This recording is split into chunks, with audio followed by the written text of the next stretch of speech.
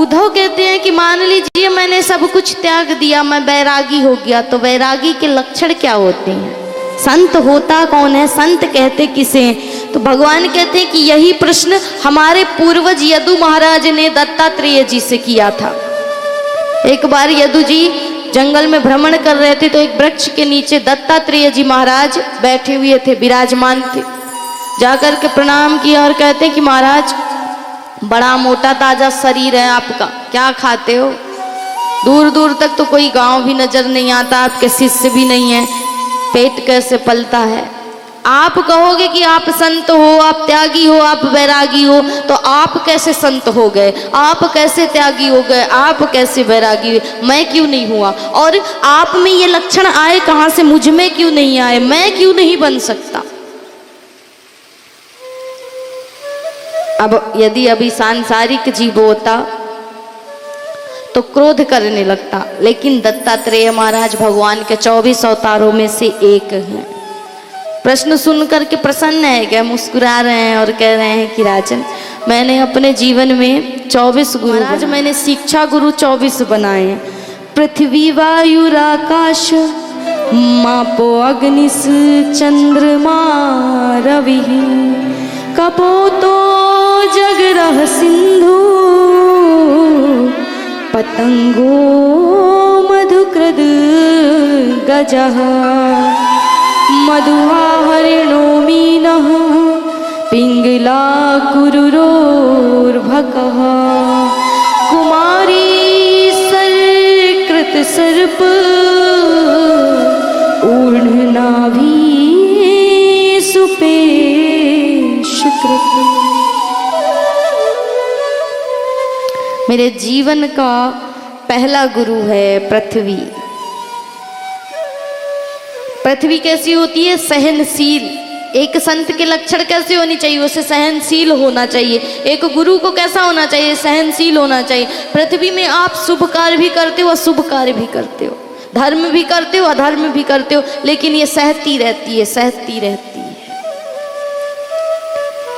वायु, दूसरा गुरु मैंने बनाया है हवा को, वायु को। हवा चलती बहुत तेज है, लेकिन कभी देखा है हवा को? सिर्फ महसूस कर सकते हो, देखा नहीं है। वैसे ही संत को होना चाहिए, समाज में रह करके समाज से विरक्त होना चाहिए। तीसरा गुरु मैंने आकाश को बनाया। आकाश कैसे? विशाल है, जिसका कोई अंत नहीं है। और ये जो मुख से वाणी निकलती है ना, ये कितने प्रकार की है? 4 प्रकार की। परा, पश्यंती, मध्यमा और वैखरी।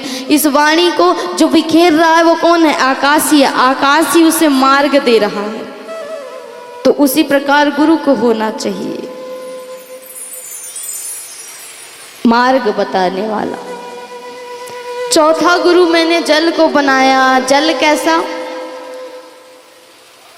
कितना भी इसे गर्म कर दो, कुछ क्षण रख दोगे तो ये फिर शीतल हो जाएगा, अपने स्वरूप में आ जाएगा। उसी प्रकार एक संत के लक्षण होने चाहिए। क्रोध नहीं होना चाहिए, अभिमान नहीं होना चाहिए, अहंकार नहीं होना चाहिए। एक संत थे, उन्होंने तपस्या करी और तपस्या करके क्रोध पर विजय प्राप्त किया। एक वृक्ष के नीचे बैठे हुए थे, एक कौए ने उन पर बीट कर दिया। अब जब कौए ने बीट कर दिया, उनको बड़ा क्रोध आया। जैसे ही उस पर दृष्टि डाली तो वो कौवा वहीं पर मर गया, भस्म हो गया। इतने पहुंचे हुए संत थे, इतने तपस्वी थे। वो संत धीरे धीरे चलते चलते एक गांव में पहुंचे। एक घर के बाहर आवाज देने लगे कि हमें भोजन करा दीजिए देवी जी। लेकिन जो देवी जी अंदर थी वो अपने पति की सेवा कर रही थी। उन्होंने कहा महाराज रुक जाओ, कुछ क्षण रुक जाओगे तो मैं भोजन करा देती हूँ। महाराज 10 मिनट रुके, 20 मिनट रुके। अब उनके जो संयम की सीमा थी, धैर्य की जो सीमा थी, वो पार हो गई। क्रोध में आकर के कहते हैं कि लेकर के आ रही हो या श्राप दे दूं तुम्हें? पता नहीं, मैंने क्रोध पर विजय प्राप्त कर ली है, मुझे ऐसा वरदान प्राप्त है।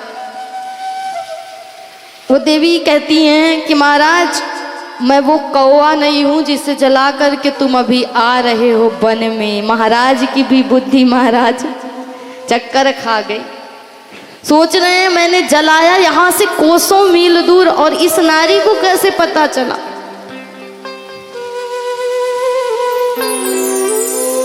उस नारी को प्रणाम करने लगे संत कि देवी धन्य हो आप, आपको ये बात कैसे ज्ञात हुई। तो देवी ने कहा कि महाराज सिर्फ त्याग तुमने नहीं सीखा है और जीवन में तुम्ही ने साधना नहीं की है, एक गृहस्थ भी साधना कर सकता है, एक गृहस्थ भी भगवान को पा सकता है।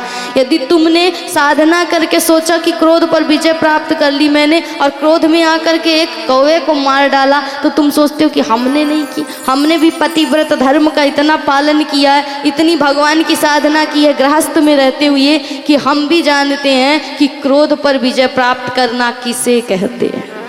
तो महाराज आपने क्रोध पर विजय प्राप्त नहीं की, आपने अभिमान को बढ़ाया है, व्यर्थ अभिमान को और धारण कर लिया है अपने अंदर। तो एक संत को ऐसा होना चाहिए, जल के समान शीतल निर्मल स्वभाव वाला।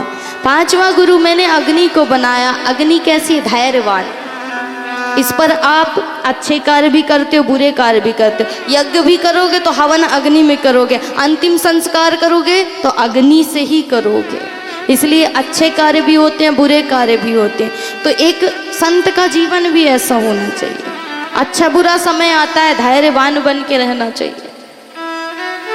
राजन मैंने जीवन में 24 गुरु बनाए हैं, और इनसे कोई ना कोई शिक्षा मैंने धारण की है। यहाँ तक कि एक पिंगला अर्थात वैश्या से भी मैंने ये शिक्षा ग्रहण की कि आशा ही दुख का कारण है, और कभी किसी पर आशा मत करो। भगवान ने आपको श्रेष्ठ बनाया है, जैसा भी बनाया है आप स्वयं में श्रेष्ठ हो, इसलिए किसी से आशा मत करो। एक वैश्या की जिंदगी जो होती है ऐसी होती है, सुबह से शाम तक बैठी रहती है कि कोई आएगा और मुझे धन दे करके जाएगा। जब कोई नहीं आता तो सायंकालीन ऐसे ही भूखी प्यासी सो जाती है।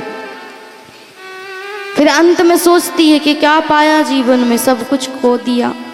जो क्षण मिला था उसमें भजन ही कर लेती। भूखे यदि सोना ही था तो भजन करके सो जाती, लेकिन आशा ने जीवन को जला दिया।